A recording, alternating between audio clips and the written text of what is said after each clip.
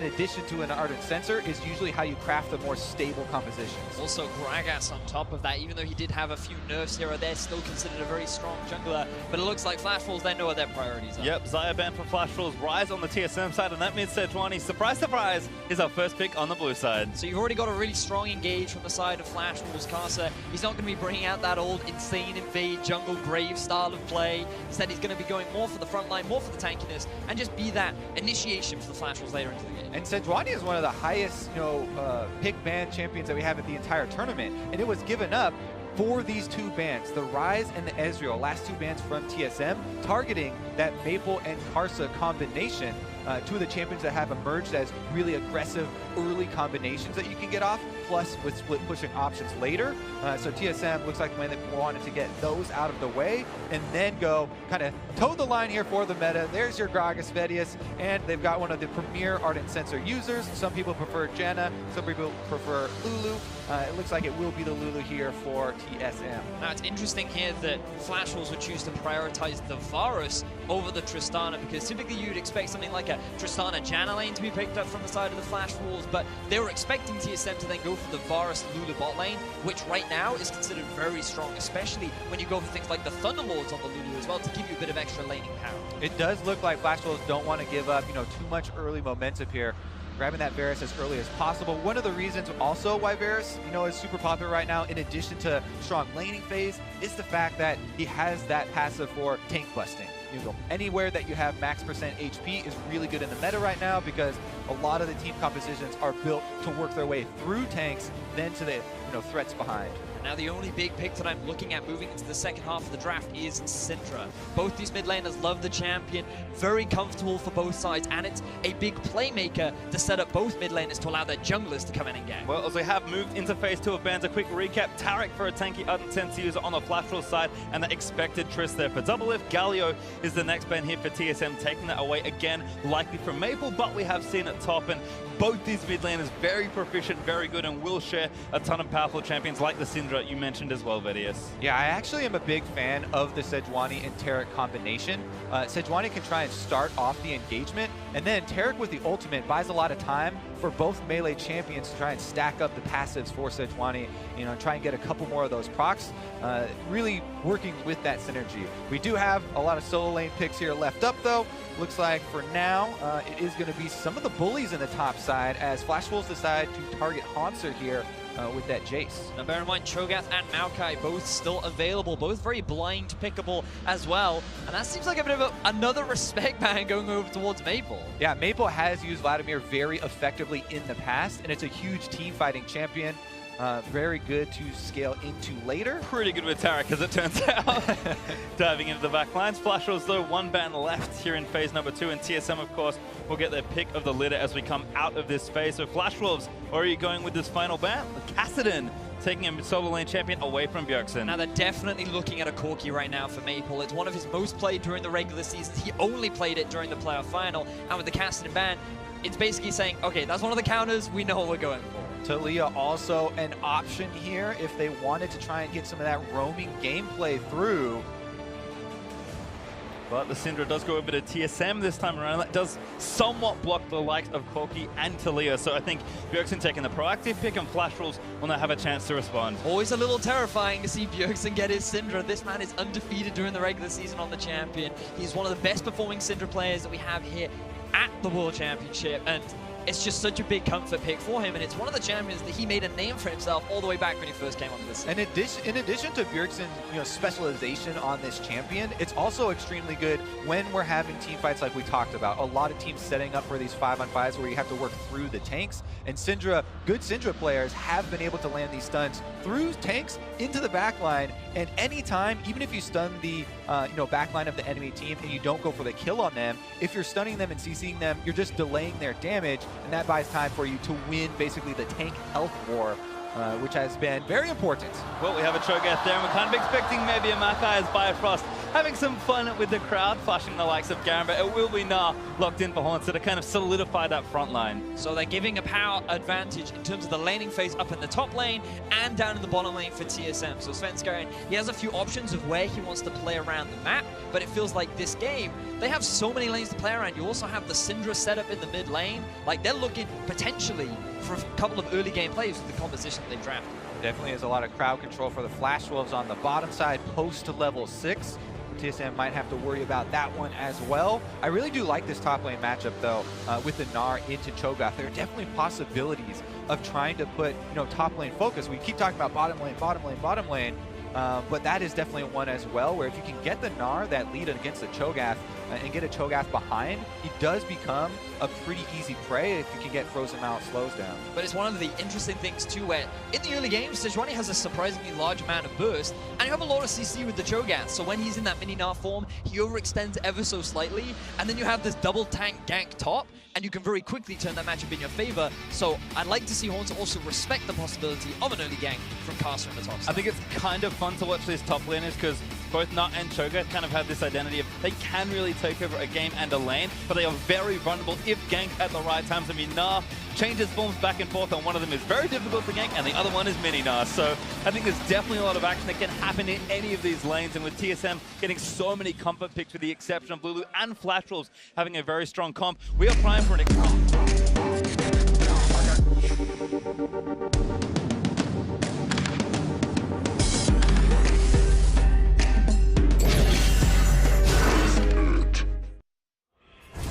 Well then, let's see what happens here. Flash Wolves and TSM are taking to the Rift for the first time here in Worlds 2017. Not the first time these two teams have played against each other, and not the first they've been to Worlds, but it will be their first encounter here for this tournament. I'm really excited for this game. I'm really going to be paying close attention to both junglers and both supports. I feel like they're going to be extremely impactful in terms of how the early game plays out, because typically when you look at a team like TSM, throughout the regular season, they've been known to play more of a defensive early game style. They're much more focused and look to make more of the plays towards the mid and late game once they've gotten a few items under their belt. And I think that with the composition that Flash Wolves have, they're trending towards the same kind of style. Yeah, what you're talking about here is something that TSM members during the regular season were pretty outspoken about, changing their focus. People will remember this TSM roster from last year at Worlds, and going into that Worlds with just absolutely very fast game times, smash the region, and we're just looking to power through games basically. But after that, and after the defeat there last year, TSM made a conscious choice to focus a lot more and practice on coming back in games and winning games where something went wrong early. So that led to a lot of these longer game times and more sort of thoughtful mid games. And when you look at a team like Flash Wolves, they've just been so dominant within their region, especially around playoffs, that they've been able to get a lot of their leads during the early game, and especially during the laning phase. And against a team of TSM's caliber, I feel like that they're just going to have to slow things down. And especially with the way the current meta plays out, with the composition that they've drafted, we're going to see a lot of team fights later on to the game. Well, certainly a bit of action here on the bot side. Sorta and Bifrost going back and forth, but a lot of damage being done there to Bio. Sorta with that passive getting some early damage. And it is interesting talking about all these carries and just thinking that Sorta and Bifrost have done so much work for their teams. They love to get active around the map, and it's Ardent Sensor this time, but you never know what can happen. Exactly. I mean, we were talking earlier about, oh yeah, Sordar, and he does so much for the team, and he likes to create a lot of plays and roam around. Bifrost actually has extremely low AD carry proximity as well, the lowest of any support at the tournament. So, even from his side, it's going to be a bit of a shift here. Now, everybody's just on the race to Ardent Sensor, because first support to get Ardent Sensor, if you can get an entire back before the other support, then that can turn into a tower, a dragon, and first rotation. And I feel like you're very correct, Kobe. I think that we're going to see a higher priority in trying to get this early on sensor, but I also just know Sorda, and I feel that even though he's playing on this Carrick, I wouldn't be surprised to see him rush early mobility boots, look to try and make a roam up mid lane. And I just feel that when you have both these supports, they're just those kind of playmaking style players. They're always trying to do something that can get their team that slight edge, which makes this bottom lane so exciting. I know your heart wants it, but the Ardent Sensor draw. It's very true. It's very true. Well, have a quick check-in actually with the items. We've seen a lot of variations on these sort of things, but gold generation there in the bot side, refillable versus biscuits for Bifrost and Sorta is a slight change, and then actually Doran's blade specifically for Double Lift, and the Targon's there for Betty. But like you said, kind of the goal is just get as much gold early and rush Ardent Sensor. Yeah, I mean, it's become so commonplace now, but we should continue to mention it every single time. You know, the gold generations items on the bottom half becoming very common here for AD carries. To get those Targons, that also does provide, you know, extra heals in lane as they're able to get the executes, and you can see the sustain is no problem for either of them down there. Both just trying to bank up.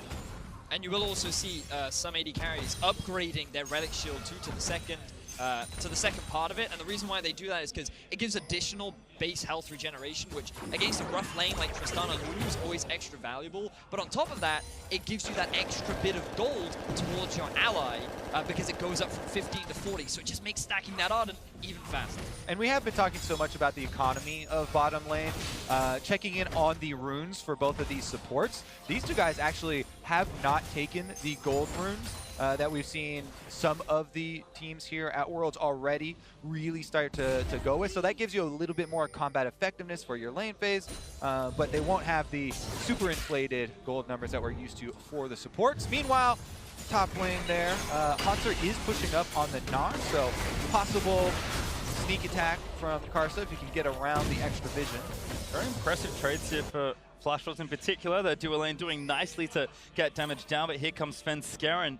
Going to try and weave through some vision. Flashballs through the ward in the pixel brush. Going to see it, but Karsa around the corner. Oh, vision plan there, and now Karsa going to spring the trap, gets him back there with the Arctic Assault for the bit of the dash, and the stun is going to permafrost him up. MMD roaming down, but Haunter left over. Hits the blast cone and goes back away. Sven could be safe here. Yep, Sven's going to continue the invade because they just forced Maple's recall here. You can see the Corki pushed in and wants to get his base off. That's why Sven Skaren can continue this invade. They have the extra information, and the teleport now used. It's going to be time to exit. Wave right there, so Maple able to scoop up this CS despite having to take a recall. Bjergsen 10 ahead, although Maple will catch up. He teleports back to lane. Bjergsen, though, with the last chapter now ready to go, so already building up some early lane pressure. And now Rupture lands in. Haunter, though, gets some damage down. One more auto needed, but can't quite proc Hyper again. And so far, the laning phase going very much as we expected. TSM have three very strong laners with the Gnar, the Syndra, and the Tristana Lulu, and that's why they're starting to build these slight CS advantages along with the slight gold advantages during the laning phase. That's right. We have about 100 gold advantage for Double Lift over Betty at the moment, but then there's a slight gold advantage as well for Sword Art over Biofrost down there, due to the extra gold given over from the Targons, and it's a little bit close, but TSM slightly favored as far as the bottom lane gold right now. And when you think about TSM, and again, going back to their regular season, they're not afraid to play when they have a minor deficit. Like, usually, in the majority of their games, they're either going even or slightly behind. They don't try and force a huge amount of plays in the early game because they do prefer that defensive style of play. And the fact that they have strong laners right now and they are keeping that neutral game the way it is, this is very much a game plan and a play style that TSM is very much used to. Yeah, this is what the game right now is what you get when both teams opt into the focus on trying to farm early for the less volatile early starts here. This is group stages, the first game for both of these teams, and we're approaching level 6 here for the junglers as well. That's where you get a bit more playmaking.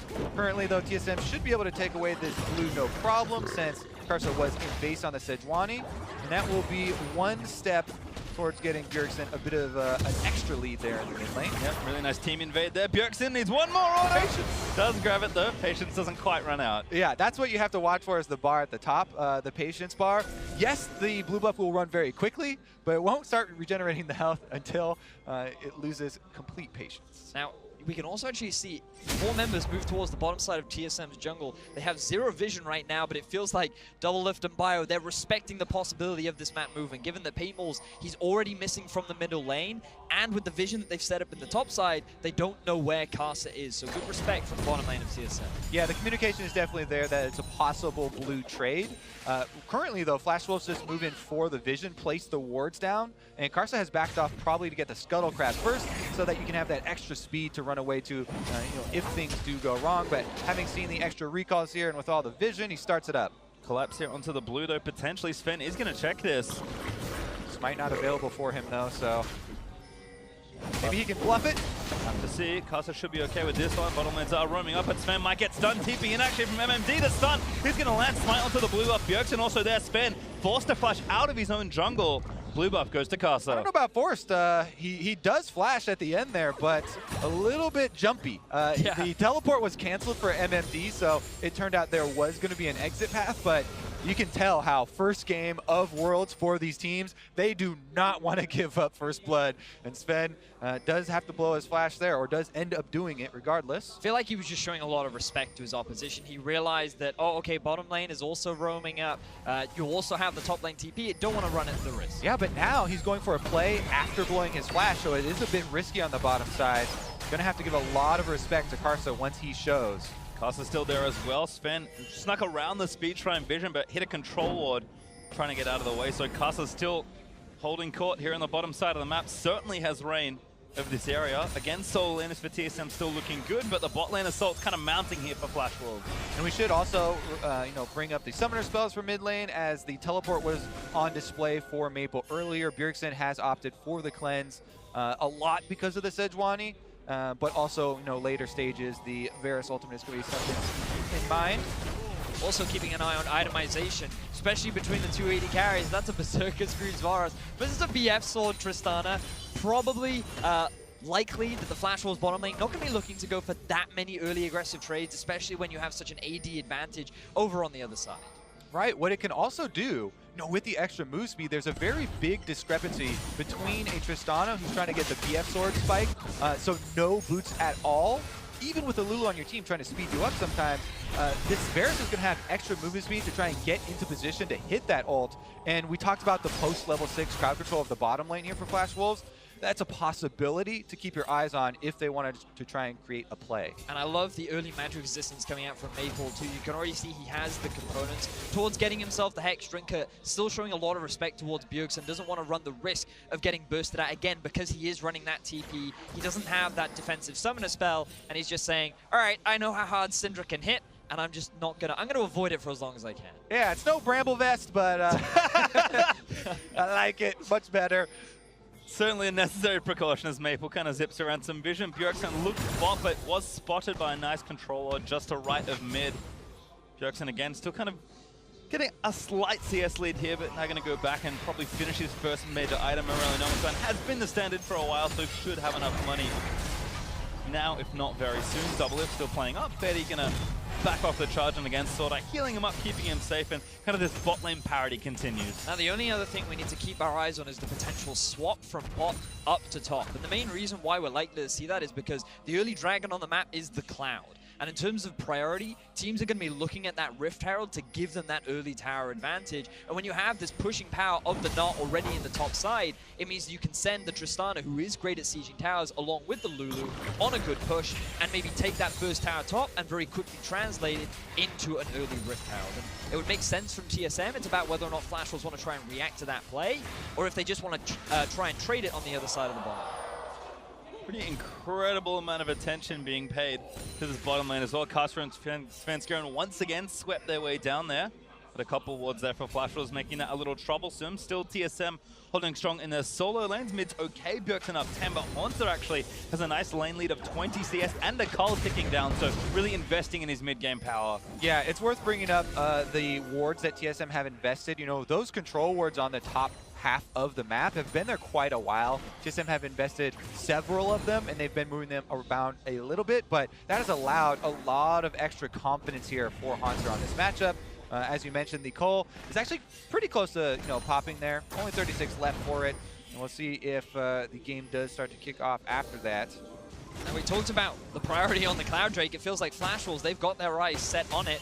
We were just talking about how TSM have all this vision invested topside. It means the bottom is completely dark. And Flash Wolves, they're taking advantage of this. They don't have much deep vision, but they do have full control around the river. And having this bit of early game mobility will be a nice advantage, but also opens up for the possibility of maybe another strong Drake afterwards. First Drake looking good there for Flash Wolves. They'll happily collect their Cloud, but that slight gold advantage in bot lane actually paid off because Swordart had the sensor for a potential fight, and Double If he's in trouble to get out of the stun after jumping up, and the Chain Corruption is perfect! Lulu barely here in time as Double If's trying to flash out of the way. The Buster Shot already used, and Double If lives through it.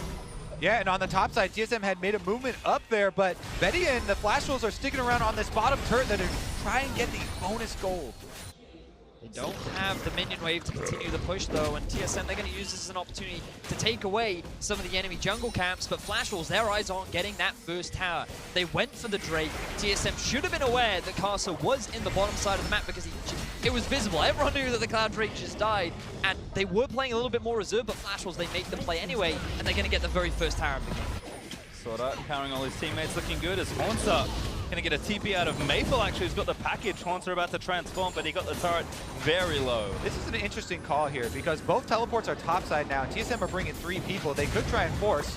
Might go for a play here, but Maple quite strong with 2 items and a Hex Drinker. Trinity Force not done, but it might not be enough. Haunter, Mega now gonna threaten them off the turret, and TSM will make an eventual trade. Bot outer for top outer. I like the TP up top from Maple because it avoids the risk of their top laner dying. They still have the ability to get the collapse or make the cross-map play rather with MMD's TP as well. And I think that the whole move was very defensive and good. But the teleport didn't get them anything. They could have equally saved the top laner by just having MMD back away from the turret and seating it. The tower did go down anyways. Regardless though, Maple's going for some damage on Bjergsen. Got the packet as well. Might be able to threaten something under the turret. Bjergsen gonna have to play safe. Doesn't really have heal, just cleanses his other defensive summoner, so Maple gonna burn the package in the way, but that's Bjergsen likely forced off this turret, or at least has to pop that potion. And again, the tempo continues for Flash Wolves. Now on the Rift Herald, playing very fast now that Sword Art's upgraded to that first major item, but TSM looking to respond. Now bear in mind, both TPs are up, engage half. Another ulti there, Sven gonna get caught for the wild growth, in onto the Gragas, he flashed out of the way, Bjergsen looks for the stun, but doesn't quite get it. The ultimate from Tarek is gonna complete the rest of it, but the nom down. First blood for MMD! Flash Wolves, they're the ones to start off the Rift Herald, they're the ones to start off the fight, and they're the ones to find first blood in this game. They're going to continue it as well. The heals come through for Tarek. Ardent Sensor healing everybody up. Maple does stick around in mid lane, and he could try and collapse on a TSM as well. Haunter was building up the Gnar rage, but it looks like TSM might abort. Loving the confidence from Flash Wolves. They know that TSM at this point in the game should be stronger with the Syndra, with the Gnar, but they are not afraid to force these plays. They move to the Rift Herald. They feel they're in the better position, and they're able to get a collapse, and now they're the ones that are in control of the game. Yeah, enough burst there. Witcher gets ultimate to grab first blood, but we'll watch this one again. Van Skaren immediately gets CC'd. They have a good chain, and he drops off an ultimate on the way out. Teleport from MMD was in a great position, though, and that flank, easy feast for him, able to stack up. And I feel like TSM, they just they split off on what their decision-making was, because we saw Maple come in from the flank, and immediately Bjergsen, Double, and Bio all turned towards Maple, which just abandoned Sven Skaren. Even though we saw a great ultimate onto Sword Art, straight into 3 of the carries, it was not utilized or taken advantage of, simply because their focus was elsewhere. And right now, the Varus with the Rage Blade completion on that single item does have, a pretty decent spike, whereas Double Lift went for the Shiv first, for the bigger AoE, the bigger minion clear, and is working on the Infinity Edge next, but it's going to take a while for the extra multiplier to come through. So Flash Wolves are feeling pretty good about their position here. The lead for them isn't tremendous at the moment, but they do have a good amount of control. Still a very even game in Flash Wolves. They still have their eyes on this Rift Herald. The moment that Training Force is completed for Maple, I feel like they're going to feel even more confident, especially with the Righteous Glory already done and good to go for MMD as the Rift Herald starts off once more. Yep, Flash Wolves back on the objective. TSM are around to respond. Haunter and MMD cannot make it here though, so a 4v4 at best. Okay, the Rift Herald about to go down. Is it going to be a fight? They might actually just give it up. Herald could be dead, but that's another stun in onto the Gragas. Tarek lets the ultimate rip, and Sven Skaren gets a decent bit of CC, but he's going to go down. No, not yet. Blackboard from Carson does the kill with the kill, and now Double is forced to turn and burn out of the way, but Double so close to getting stunned. That should be it. Launches it away, gets the stun, and Carson able to grab the Double. Now Bjergsen knocking by the rupture, and not by MMD. Flash Wolves wipe TSM in that fight. This is a disaster for TSM. Once again, they walk right into this Rift Herald. No teleport on Haunter. He's not going to be able to join that fight. They get demolished. But what an amazing fight for Flash Wolves. Once again, they use their confidence to force the fight onto TSM. They punish the overextended Sven, and they're going to translate this into 2 very swift mid lane towers and extend their gold lead to 4,000.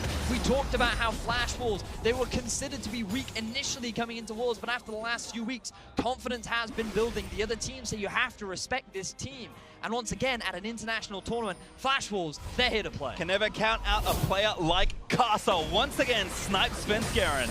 All right, so they're going to get the stuns here on the Sven, and he does get the ultimate from Lulu to delay this and give it some extra time, but they're still on the chase. Maple's dumping out the damage. Karsa on the front line, able to get double lift cornered as well, and they clean up the AD carry afterwards. And you can see the 2 top laners. MMD, he gets to the fight so much sooner than Haunter is able to, but the damage has already been done. Really want to give a shout out to Sword Art, who at the beginning of every fight ultimates immediately. So even if TSM want to try and get a turnaround, they want to try and go for the fight, they can't do any damage, which means that Flash Wolves, they always have that confidence and they have the power to be able to come out ahead at the initial stages of the play. 2 times in a row, Karsa gets the initiation onto Sven Skaren. Straight jungler versus jungler there. Able to target him right in the middle of the river, right in the same spot. And we have a pause here. Fairly tense point in the game, 19 minutes or so through. Flash Wolves looking very good as they kind of build towards the 20-minute mark. Gold lead has grown to about 3,000 now for the team, and still fighting over that Rift Tower, which has less than a minute to live. We'll see if either team can grab it, but again, you have to credit the coordination for Flash Wolves totally is a team winning those fights, but of course, the man leading the charge is Casa and his Sejuani, which maybe we're starting to see the reasons it's been almost 100% presence this tournament. I mean, people are well aware of the reasons for months now of Sejuani topping the charts, both in solo queue as well as competitive, and that combination with Tarek is really on display as well, because immediately as the initiation from Karsa comes out, Sword Art is very quick to follow. Tarek ultimate is down, so they have the full confidence to chase and try and get those passive procs. But I also love the fact that Flash Wolves, they're just utilizing the strength of their composition, because typically you'd expect, oh, okay, Syndra, Gnar, Trist, these guys are all pretty strong in terms of the early game. If you want to try and fight this, it's going to be very difficult, but Corki, he only really needs the Sheen, and if you add a Phage in there too, he's going to hit a very valid power spike. The Rage Blade on the Varus as well. This is a strong AD carry, or a strong point for the AD carry, especially when your opposition is working towards that 2-item spike. So Flash Wolves, they recognize they can force fights. They know that at this point in the game, they should be stronger. And TSM, rather than just concede objectives, are always trying to challenge them. And it's just Flash Wolves every single time getting the better of them. It does feel like at this point it is tough to win team fights given the front line that Flash Wolves are kind of built up early. Again, we do have that pause. Flash Wolves, I believe, have called for it, so we'll see if we can resolve the issue nice and quickly and pop ourselves back into the game. I think TSM may be struggling at 2 different points here. In the top lane, Gnar, much more of a 1v1 focused side lane champion in the early game, and of course that Black Cleaver potentially moving into another item like the Frozen Mallet for Haunter. We'll have to see. On the other side for Double Lift and his Tristana, also kind of doing the same thing where he does need a bit of lead time to really build up towards 3-4 items and truly unlock as a late game carry. As we move on as well, the initiation from TSM is going to be a bit more unreliable and require some more coordination. Gnar and Gragas both require some precise movements to try and pull off, so we'll see how this does develop. Flash Wolves with that healthy lead here in the mid game, going to look to probably transition up to the top side, get that last turret that really opens up the map, then they can start flooding through with the vision. And also just like going a little bit more big picture, while the game has been very Flash Wolves favored, we'll also get this opportunity to see more of the resurging picks. Number one, we're like, okay, we understand why Sejuani is picked or banned all the time, but also Tarek. I know Dash on the desk is going to be super happy about this. He talks so much about how he thinks it's a very strong support and how when you think about the meta, everyone's like, okay, Lulu, Janna, those are the 2 Ardent Sensor supports that really come into top tier. Karma maybe is the next tier below, but Rakan also up there. Even better when you compare it up with the Xayah. But then like, oh, okay, what else can you put up there? And teams have been innovating with the Tarek. We did see it come out yesterday and had a lot of decent success. And now we see the Flash Wolves experimenting with it. And it has a surprising amount of lane power. It has a huge amount of utility in team fights. And it just makes things so awkward for the enemy team to do. Because what do you do when you do no damage to your opposition for so much time? And I think one of the big things there is the things that they've paired with it as well. I think you can't just shove Tarek into a team comp and hope it's going to work, but I think a lot of the comps that are being played currently in the meta do certainly suit this type of pick. And again, we know the known quantity in Sejuani. We're maybe discovering the new quantity here in Tarek, and that pairing combined with another frontliner here for MMD, Flashwolves can just start fights without having any fear. You said it already, Vedius. The most important thing is that Sword Art is pulling the trigger instantly when the fight starts. Because if that ultimate's late, it's awful. But as soon as it happens, you saw what Sven did. He just threw out his ultimate and ran away. Because what can you do when the entire team is invulnerable?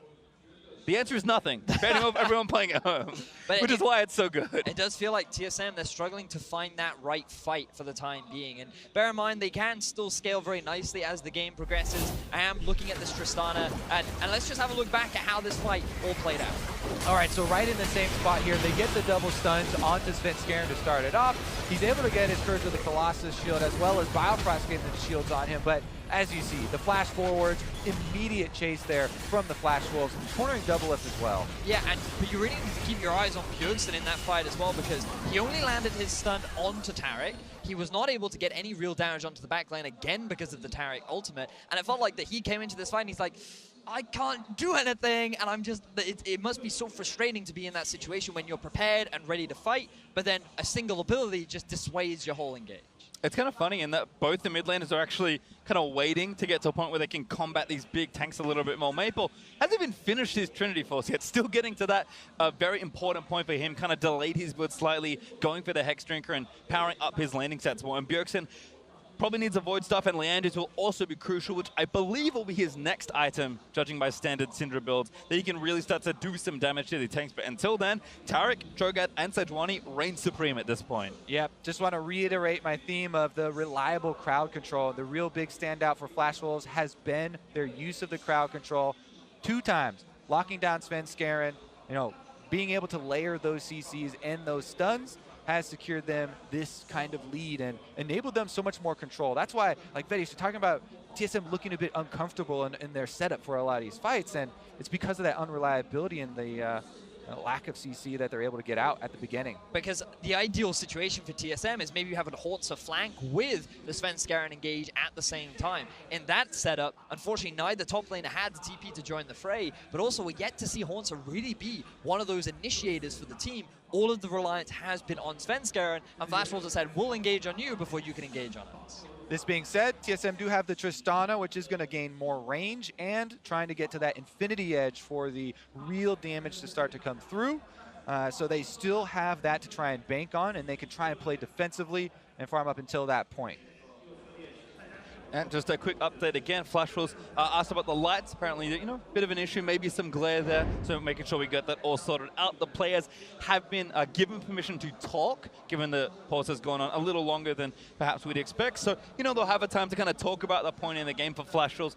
I'm sure they'll be hitting on a lot of the stuff that we've already gone through. Their game plan seems to have been executed nicely at this point. For TSM, likely talking about, okay, we know kind of where our insurance is, where our late game is going to be, and how we want to transition through this mid game, and likely talking about, okay, we're behind, but not that far behind. How do we get to that point where Doublelift and the rest of TSM can take over? But it also gives us that opportunity to recognize that Flash Wolves is no pushover team. They came in as the pool 1 of the group, and right now they are displaying their dominance as in their debut match of the World Championship group stage. All right, well, back into the mix now as Doublelift and Maple squaring off there in the top lane. Again, Rift Herald still on the table for not too much longer, but looks like Flash Wolves have decided on the Drake instead. This is a potent 2-man Drake team as MMD, if he wants, able to feast it away, but gonna leave the job to Casa instead. And you can just see the prioritization of vision from both sides. Flash Wolves, they've got a lot of the entrances towards the Drake entirely warded up around the mid lane as well, whereas TSM, they've got their eyes set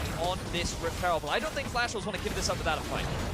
Very well could be the case. Teleport is ready once again for MMD. Might be a little too risky. Sven also has to get it, and again he gets ulted, not going to pick it up. Actually has to run out of the way. They did get the kill credit, but now Sven has to go back and get the buff. He does manage to collect it, and TSM, no casualties this time. And the kill was just in the nick of time there, because the Baron was coming through to kick Rift Herald right out of the pit.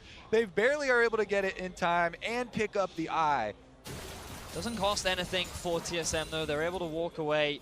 And we just want to highlight as well, the thing about TSM is that even when they're at these kind of deficits, during the regular season, they demonstrated that they had a good job of being able to come back. Their mid-game decision-making, their ability to force fights, always seemed to shine as the game progressed. And it just ties back into their whole goal for the year, which was about preparing for Worlds and realizing that, hey, we might not always win the early game, but we're more confident now in our ability to turn things around later on. All right, Betty, if you're setting up comebacks here for TSM, let's look at the turret count, because that could go a long way in also bridging the gold gap. The Dragons, though, are something Flash Wolves will be able to hold on to. MMD goes on to Haunter, though, in mini form. Yeah, Haunter has to know something's up, because this is about to be a solo kill. Flash out of the way with the hump. It's going to land on MMD. Haunter flash out of the way and gets the kill. Now turning on to Maple, picking up. Great flash from Maple. Gets into the out from under him, but Haunter, such heroics there. And look at the mini-map. Multiple other members of Flash Wolves were heading down there. Haunter gets the outplay on the highlight crew right there. Maple finds himself hands empty and almost gets chased off. Massive outplay coming in from Haunter, really punishing MMD for going in way too hard when he did not have the support of Maple. And now TSM, they're pushing down mid. This opens up the opportunity for that Rift Herald to get some of that standing gold back that we've talked about in the turrets. This will go a long ways for TSM, but they're not out of the woods yet. And we just talked about TSM's ability to come back. And part of the reason why they're able to do it is because of their individual performers, the star players. And usually you look at players like Bjergsen and Double, who you can never afford to underestimate. Haunter up in the top lane. A little bit about the build there from Haunter as well enables it. You know, you want to build flat health versus the Cho'Gath for the ultimate. Yeah, you know, the Vaporal spikes are going to do some percentage health, but Haunter had just enough to survive and then get enough rage to transform for his fight with Maple. So he barely is able to get, you know, the victory off of one fight and turn that into an extra flash blown by Maple, which should probably be counted as another victory. Yeah, I just wanted to add there, Kobe. Look at all the summoner spells that were used from Flash Wolves. 2 flashes, both from MMD and Maple, and even the TP on cooldown for Maple, while Haunter still has his TP up and available, which means the TSM, they've been able to claw some of that game back. But let's have a look at how this play happened. All right, so there's one of the summoners you're talking about, the teleport used at the start of it.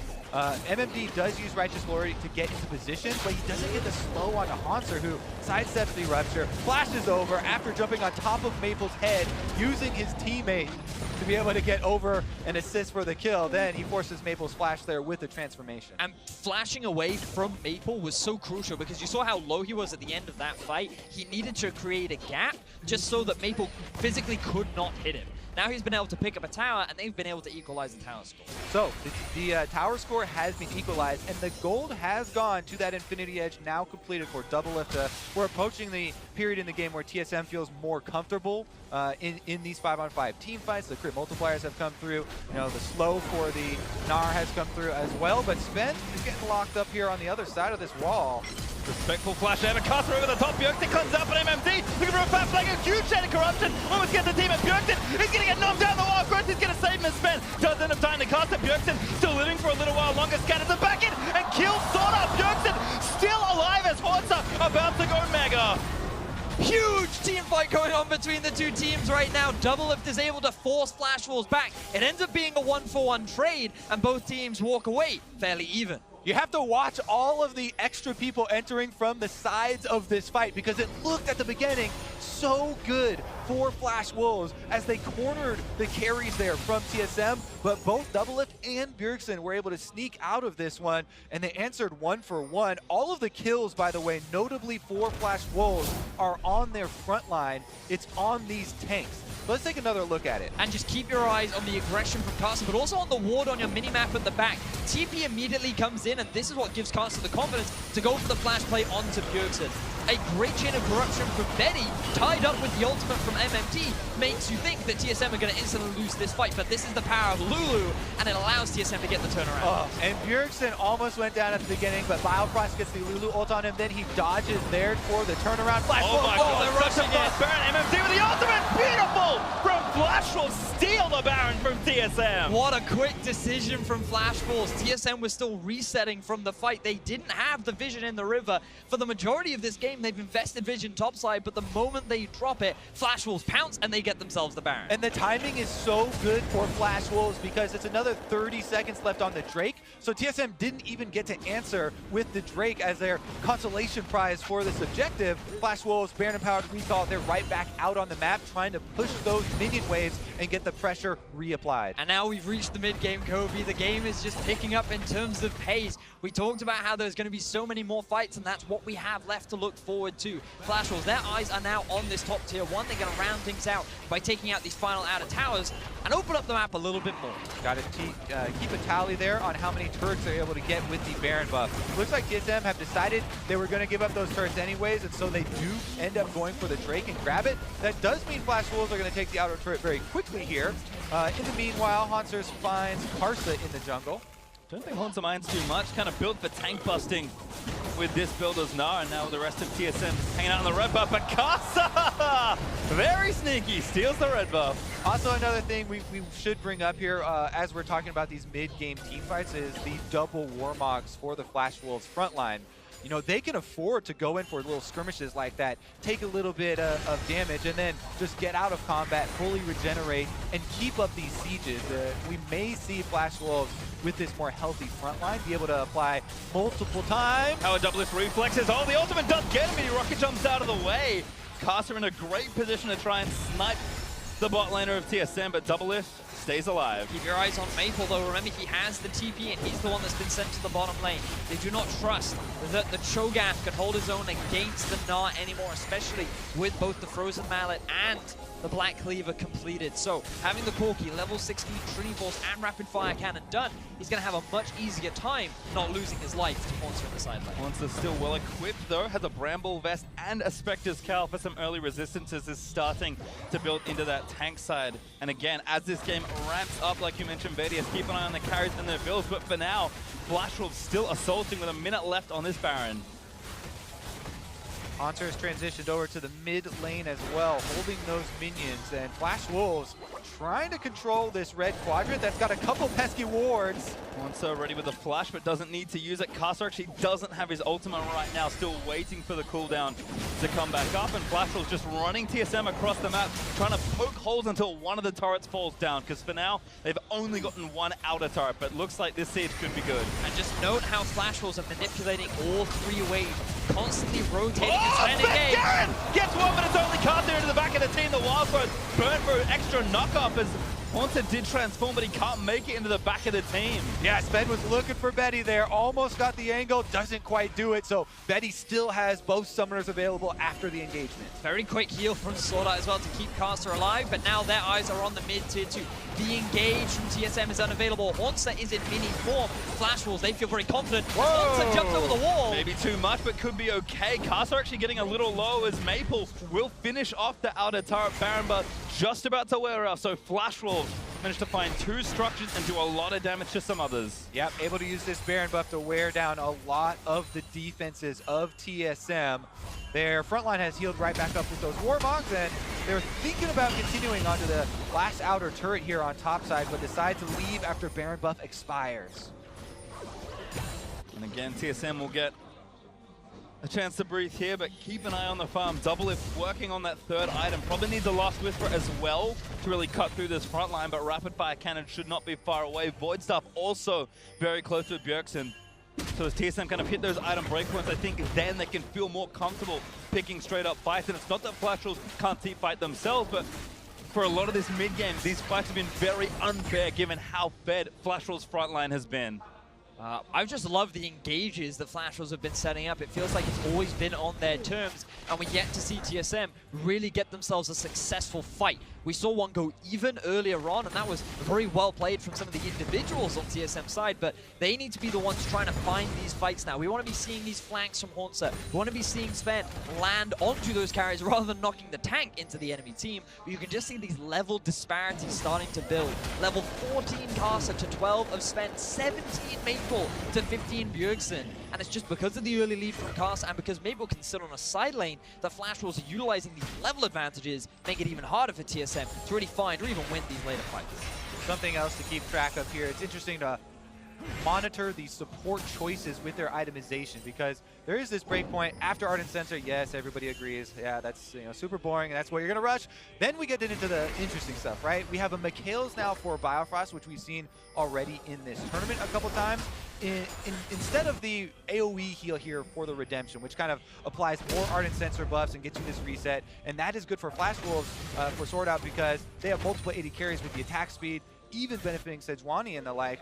But the Mikhail's now is going to keep Doublelift even safer, and there is the extra gold that Doublelift gets put into offensive items on the Tristana rather than having to buy a QSS for himself like Betty did. Exactly that, and also Flash Wolves, they need to think about getting themselves a locket too, because it's really effective at mitigating some of the burst that Syndra's going to be looking to throw out. And while the damage from Bjergsen is going to keep ramping up, Maple, he's no slouch either, already level 18, and he is looking scary with the Infinity Edge now done on Flash Wolves. Good look at the gold graph there and how much damage the Baron buff was able to do. Flash Wolves, really nice pickup, sneaking that one and being able to take down a bunch of turrets afterwards. Now we are 40 seconds away from Baron number 2, though, and we'll see if that money is enough for Flash Wolves to get the second. Last strike before Elder, as well as Haunter and Maple actually having a bit of a scuffle. Maple pretty strong here, but Haunter standing his ground. That froze him out as such a nuisance as MMD roams up to help his mid laner.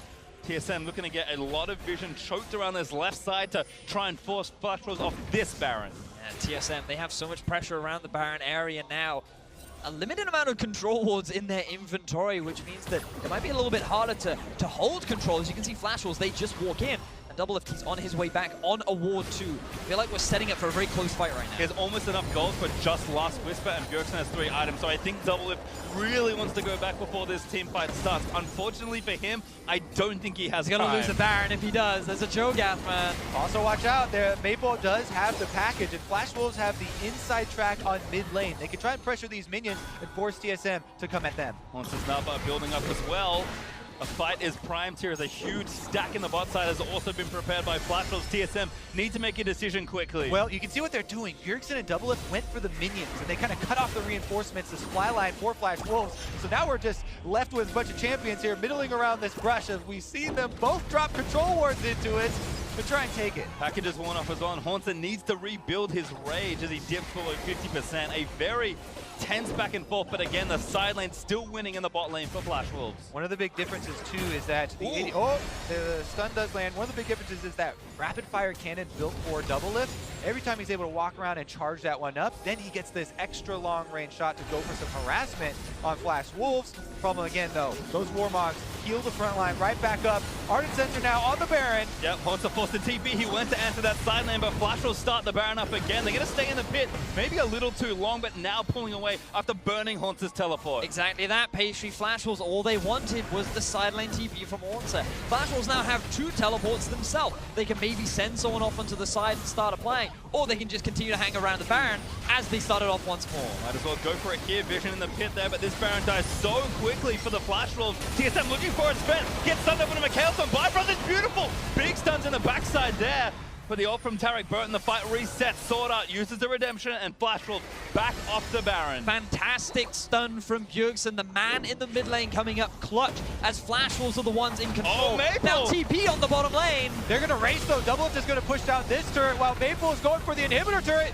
Maple should be able to get this. The wave is there, but TSM needs to get back. 3 caught in the mid lane as MMD pops the Righteous Glory. He's got the stone plate. Maple gets the bot side turret. TSM scattered here. Flash Wolves want to stop these back so that Maple can actually get the inhibitor turret, but Haunter got his off. But the moment Haunter goes back, that's when Flash Wolves now go, we want to now start off the Baron. You've only got 3 members. Doublelift desperately wants to back to buy, and Flash Wolves are back on the Baron. Double has 2,000 gold sitting in his inventory. TSM just cannot make Flash Wolves take their foot off the pedal. Again, they back off the Baron after a feint. Haunter forced to walk from bot lane to mid lane just to make sure nothing goes wrong. And finally, it feels like Flash Wolves will give it up for now. There's still a giant minion wave in the bottom lane for Flash Wolves. Doublelift purchases and is able to go clean it up now and finally got his last Whisper. Meanwhile, Haunter on that Mountain Drake to even them up. 1 cloud, 1 mountain apiece, and things are getting intense, boys. Sigh of relief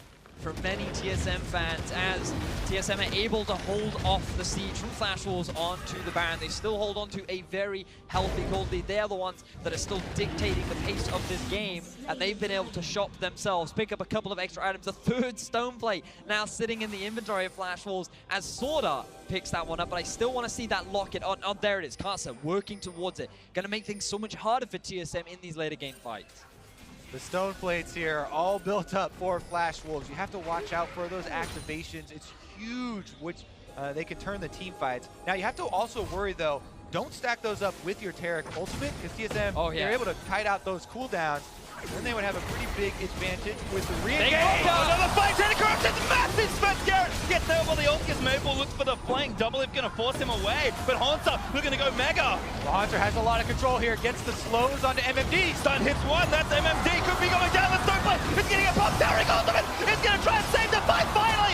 Drops down on Haunter, he's just run out of health, gets away with the wild growth, but Kasa flashes forward as they're trying to take down the front line. TSM just maybe have enough. Kasa goes down the double lift.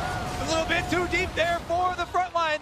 Both the stone plates run out for Flash Wolves, and Doublelift is able to find the crits. What an insane fight, though. Only one member goes down, and it is TSM that finally find the kill. Doublelift is hitting this late game point. TSM know they can rely on this man to carry, and the pressure is mounting as he is doing so much work to help TSM in these later stages. A lot of credit to Haunter, too, in this game. Being able to use the speed differential here on this champion is huge, and he's able to balance that Gnar rage. But Flash Wolves are still in the lead. They have the extra gold.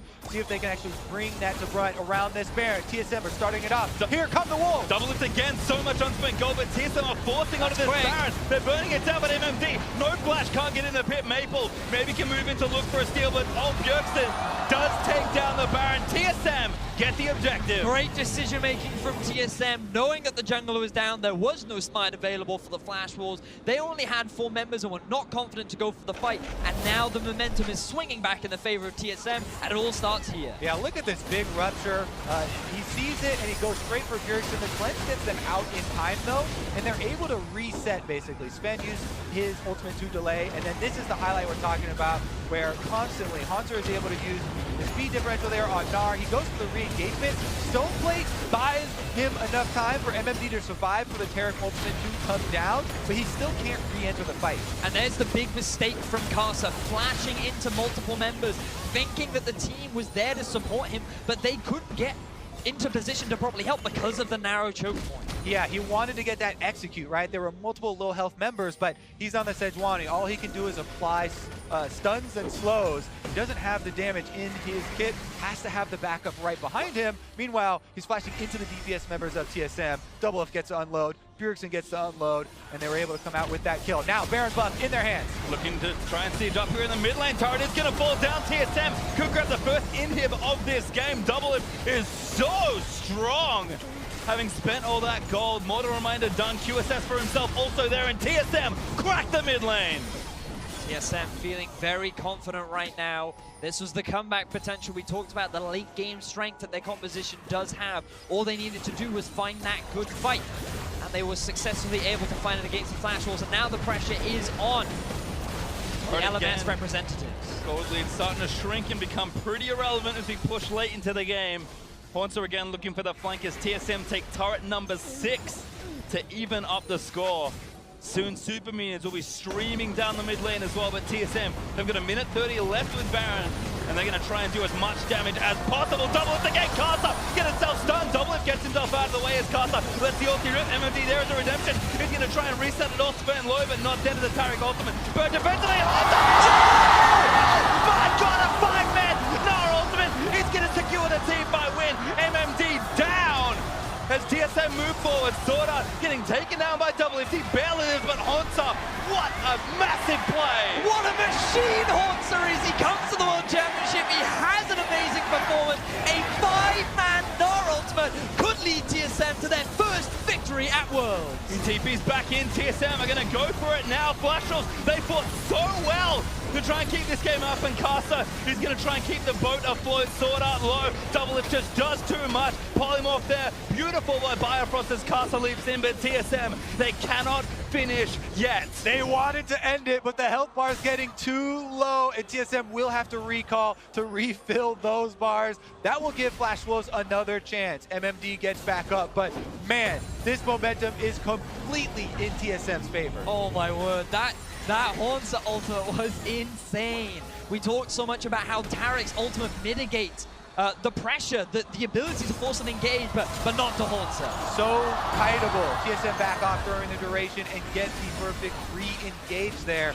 Not only was he great in those team fights, remember the 1v1, 1v2 outplays that he was able to pull off in this game. We'll see if it's enough though. TSM have the Flash Wolves on the rope. Not done yet. Elder Dragon up in 30 seconds. Baron Buff has worn off all 5 members of TSM.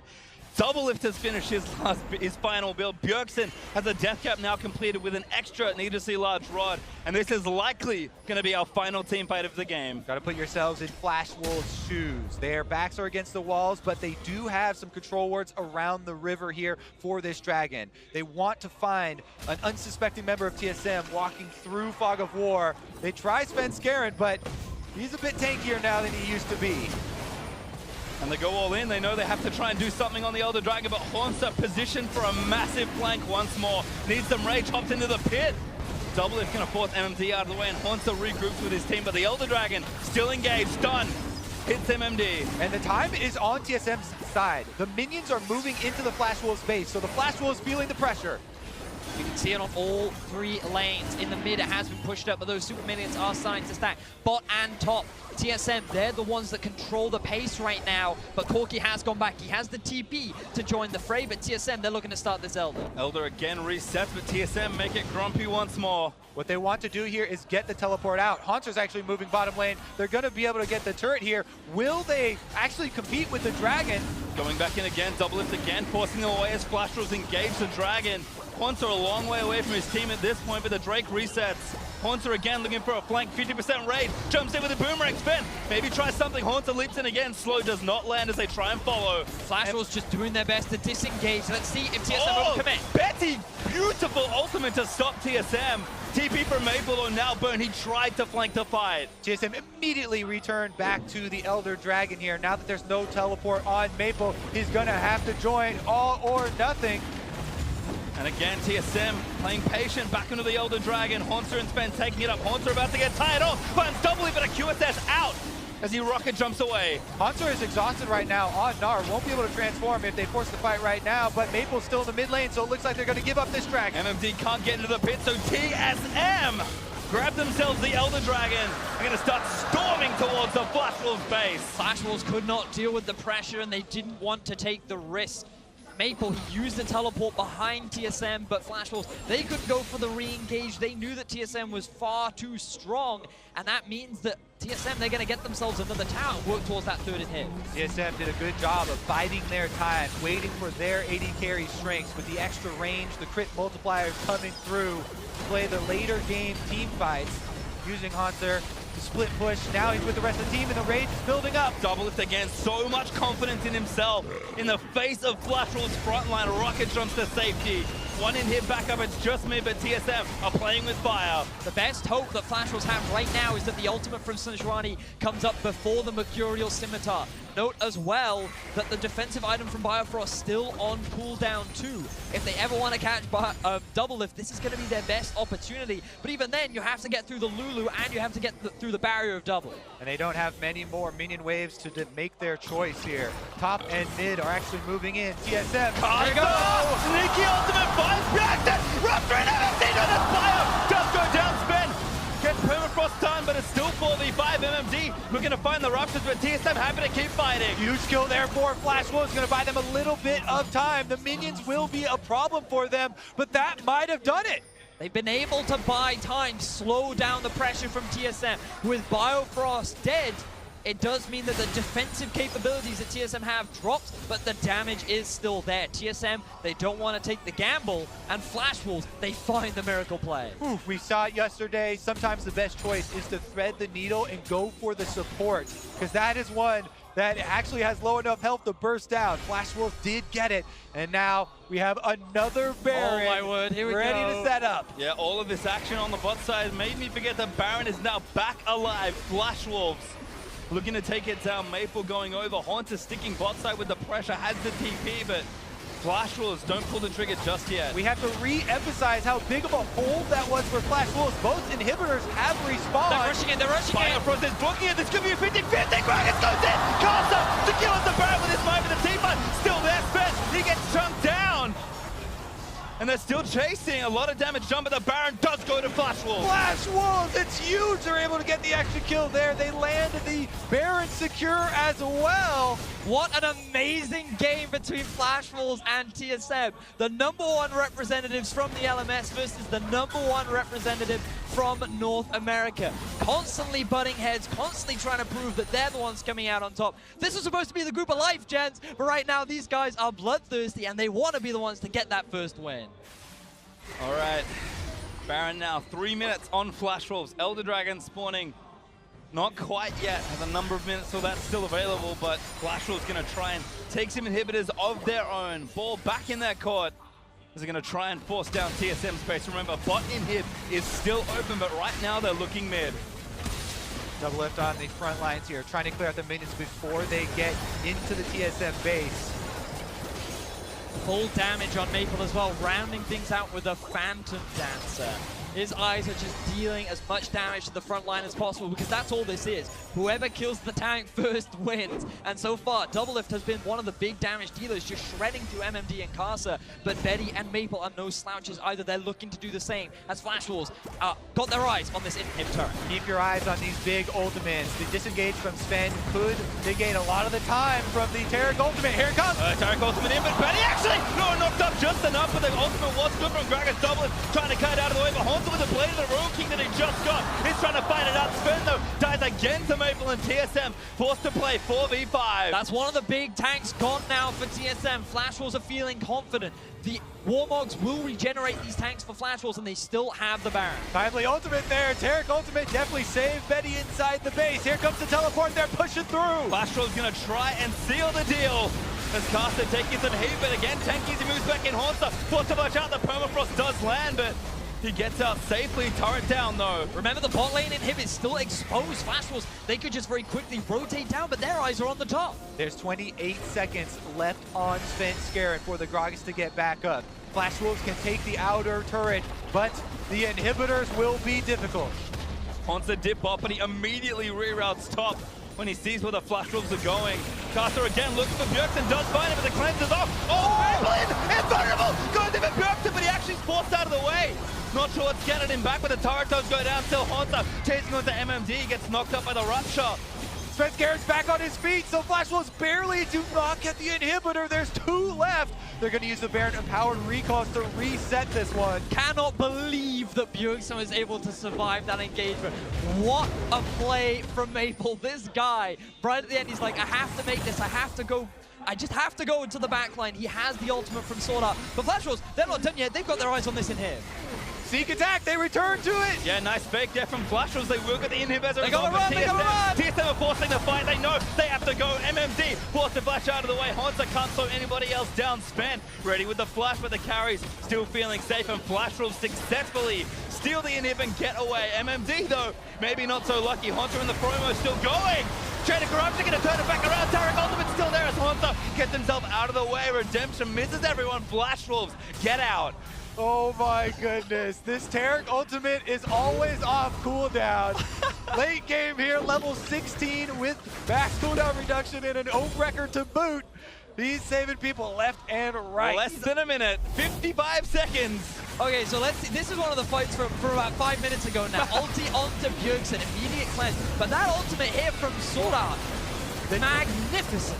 Yep, Taric ultimate comes down. It buys a lot of time for the front line, as well as Betty, who was knocked in. They turn it around to get the kill onto Sven Skaren.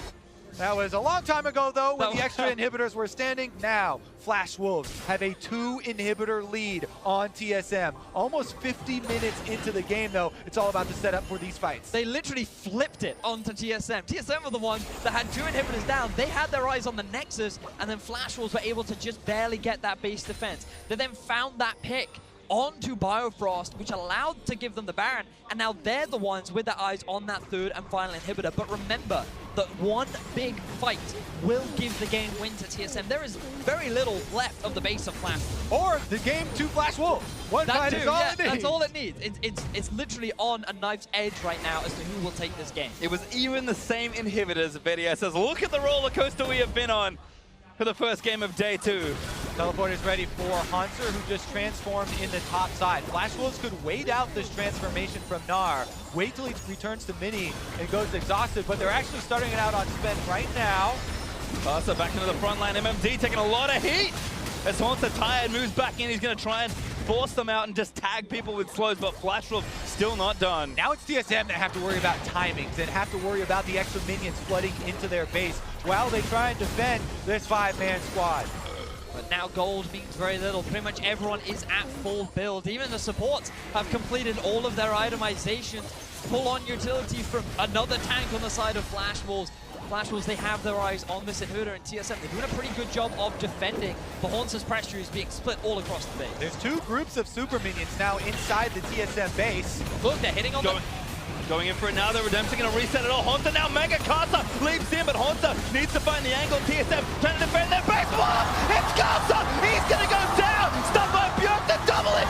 Finds the kill, 5v4 now for TSM. They're able to get the kill, and now they bought themselves time to clear out minion waves. Similar story here. But remember, that's a 60-second death timer on top of Casa right now. TSM, there is very little standing in their way. All they need is Hanser to defend, and they can just look to end the game. In addition, Baron comes up in 35 seconds. That is longer than the Karsa death timer here. There will be no jungle for Flash Wolves, but TSM are already at Flash Wolves' base. They're going to run towards the inhib. I think they're just going to go for it here. Minion wave not quite there just yet. In fact, they won't be there in time. Minion hip under threat, but MMD is going to make it back. Maple does so much damage. Hanser is forced to TP, and TSM are going to keep going. Yeah, they spread themselves a little bit thin, but they want this inhibitor. Doublelift does so much damage as Maple just eats it. Hanser does take the inhib down. And now they can retreat to the Baron.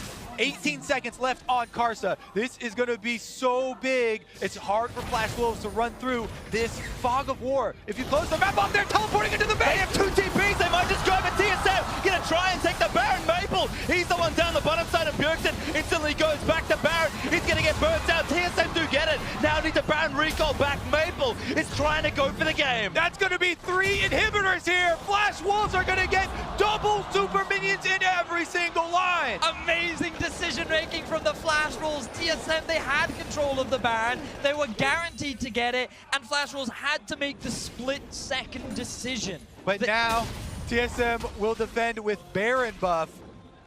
6 super minions trying to make their way towards the base. Elder Dragon on the table. They get the knockout. They caught maybe Sven. Double is still going in. The ultimate there as he body slams out of the way. Open from Tarek. Flash was not going to have the cooldown of TSM. Look to re-engage. They're trying to make use of this 30 seconds. The Elder Dragon is up and available to force. No team has long. MMD still with his own TP as well.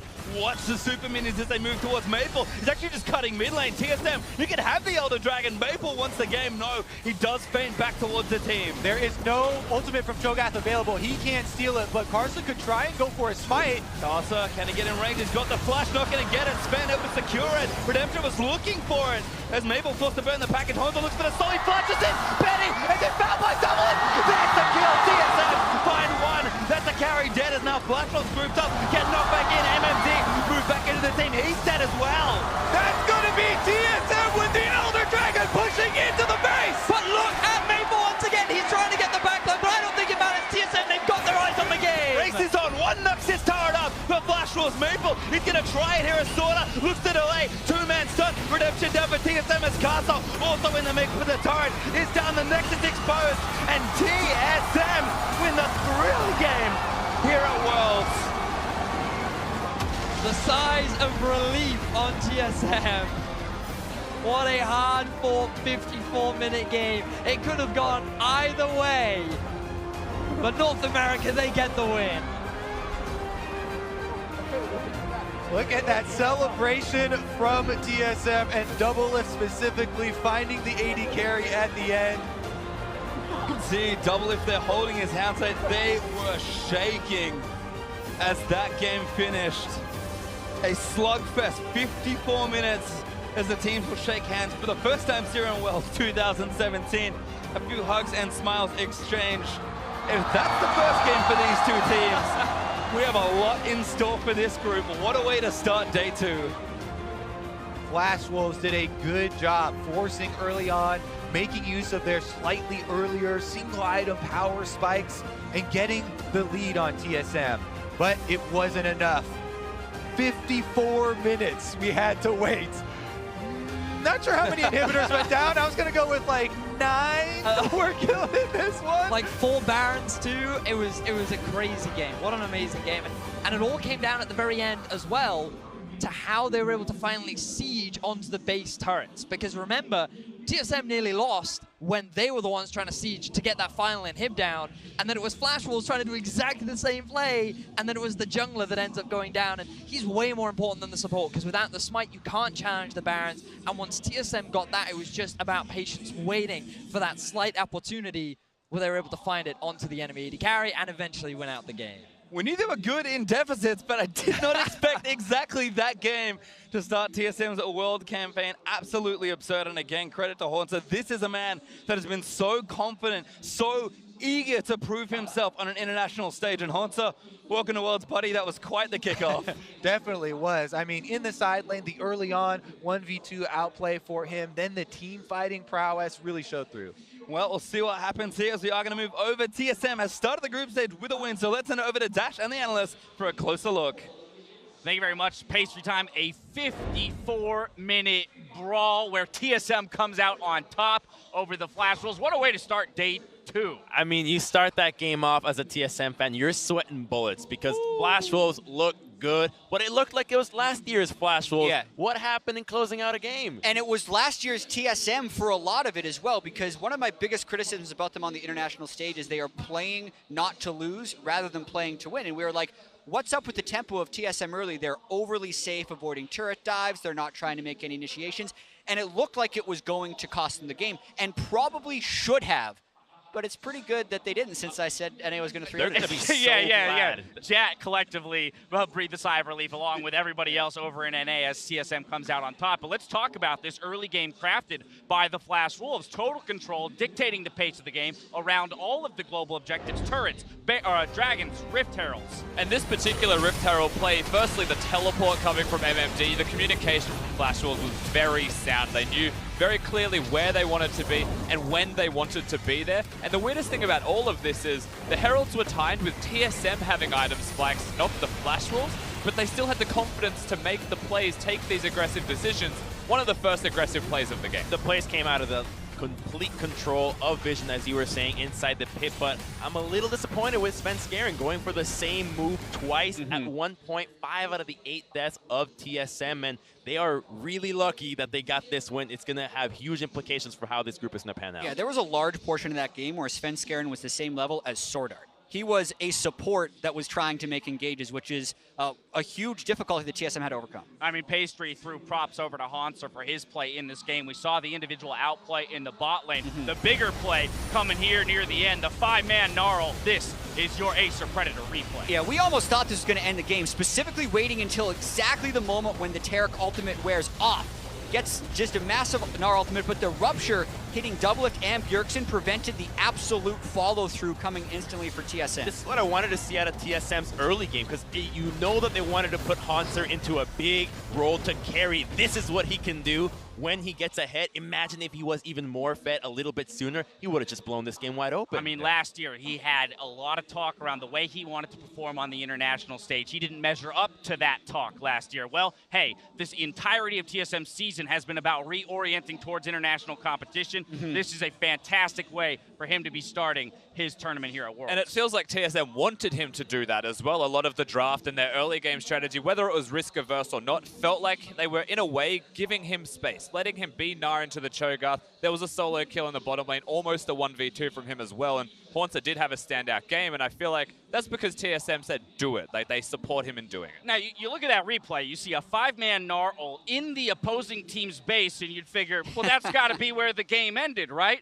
No, heck no. The game went on for like 20 minutes more. until we end up around the Elder Drake. Here, TSM finds the pick onto Betty. Doublelift leading the charge. This will be your game-winning team fight. Let's take another look.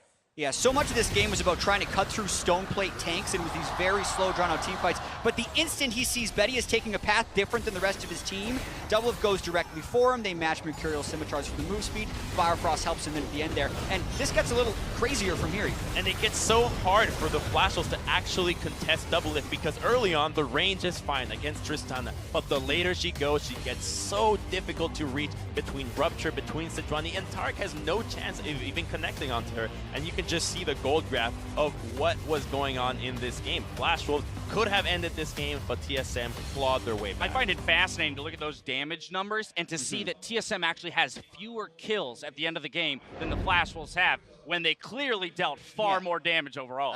Cho'Gath? Sejuani? Warmogs? Warmogs? Stoneplate? Those are huge numbers, right? So when looking at Hanser's DPM numbers for the rest of the tournament, remember this game happened where he had 950 smacking a Cho'Gath all game. All right, well, there you have it. TSM comes out on top in their first game against the Flash Wolves.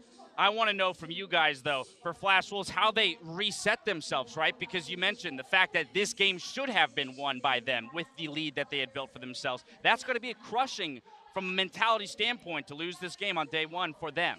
Yeah, I want to emphasize that it is game 1 of 6, and if you win out after losing the first game, you're still first in the group no matter what. So there is so much still to play, and this is the group that does not have the Korean team, and there is so much on the line for that first seed. So I think they can absolutely bounce back, but they need to have more commitment to making the play. There were even moments during the game where they hesitated for 2 seconds on a Baron call, or they were a little bit slow on a teleport. That can't happen when they have the idea of a play. Just make it, man. They're in the lead most of the time. They have individual commitment when Maple decides to TP and go for the inhibitor play when the Baron goes in. That was an amazing play. But as a team, they're really struggling to have everybody on the same page 30 minutes into the game to say, hey, this is how we're going to march in and take the victory. But what they do have is a lot of positives from a game like that. Even though they lost, maybe the indecision's still going to haunt them, there's still so many positives that they can look at least promoting further through at least draft even in their coming games after. Well, for more on that game, let's go ahead and check in with Shox, who's standing by with TSM's AD carry. Thank you very much, guys. Here with Doublelift. Very intense game. The analyst desk was talking about it a lot and how the Flash Wolves kind of lost the initiative at some point in the game, but it was one to come back from for you guys. So can you walk me through how you got back in the game and what the most important factor in those late game team fights was? Well, when we got really far behind early game, we did a lot of prep about Flash Wolves and their habits and like the way they want to use Baron and the way they play when they have a lead. So I think we were just really good at anticipating their next play and then always trying to get a trade or stalling out their play. Because kind of like our biggest mistakes before was when the enemy team got a lead, we would just keep fighting because we were a notoriously good team fighting team. But at Worlds, like we're still a really good team fighting team, but we couldn't just smash our heads into them and hope to win. So we had to play a lot more cautious and stall the game out until we got like item spikes. So with Trist, as soon as I get like 4 items, I can 1v5. So we were kind of just playing for that. I like that you mentioned the fact that that's something that you specifically worked for and that was one of your weaknesses beforehand, because we're looking at this roster. You guys are coming back with an unchanged roster. Obviously, you took a break in spring, but do you feel like you guys have matured enough to take that extra step now this year? Yeah, I think for sure we've matured a lot. Last Worlds, I was playing really bad, and I think everyone on the team we didn't have the right team mentality, and we thought we were super hot coming off of winning NA, and like that Worlds teams wouldn't be that much considerably better than NA teams. I mean, other than the Koreans, obviously. But this Worlds, we treat every team with a lot of respect. Every team in our group, even though we're supposed to be like, I don't know, we're supposed to be a strong team within our group, we put a lot of respect to our opponents. And I think taking that humble attitude, we've been learning a lot in the last month. Well, a game like this must be good then, because you went through a lot of emotions and scenarios in it, and you talk about being more humble and maybe not as overconfident, but the community and other players have been throwing you guys a lot of hype, obviously. Gorilla said yesterday that you're such an amazing player, a god on the Rift. So how are you keeping calm under all that? I think I've just been playing well in practice, and other teams maybe like they want to praise us and overhype NA teams as usual. But I'm just trying to make sure it doesn't get to any of our heads, and I don't think like we're the kind of team anymore to listen to that and be like, yeah, we're the shit, we're so good. But I think we're more like super cautious and just thinking, oh wow, we have a lot of expectations to live up to. Like we better meet those expectations, or else the fans are gonna be really sad. Well, that's very happy to hear that. I'm not going to let you go without a little bit of possible trash talk. IMT Fnatic later, the big EU-NA matchup. What do you think, Double Lift? I think IMT is going to smash Fnatic. We'll see. Well, we have one game coming up. Before that, a fantastic battle between Team WE and Misfits Gaming. So that'll be right back after the break.